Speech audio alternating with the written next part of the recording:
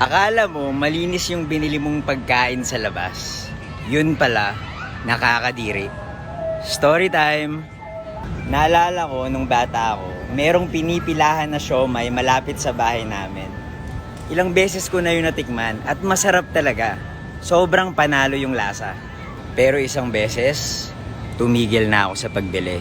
Merong steamer yung siomay nila, kaya alam mong bagong luto. Parang sa ilalim nun, iniinit yung tubig na naglalabas ng usok para maluto yung mga siomay. Isang beses, habang nakapila ako, biglang nagkaproblema yung steamer. Binuksan ng tindera yung steamer para tingnan yung problema.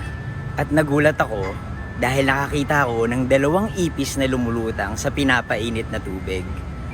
Nagulat din yung nagtitinda, kaya bigla niyang sinara yung steamer, pero tinuloy pa rin niya yung pagbebenta ng siomay. Hindi naman siguro pampalasa yung pinausukang ipis. Pero nagulat at natakot ako, kaya hindi na ako ulit bumili doon. At sana naman hindi naman yun yung ginagawa talaga ng tindera at nagkataon lang yung insidente.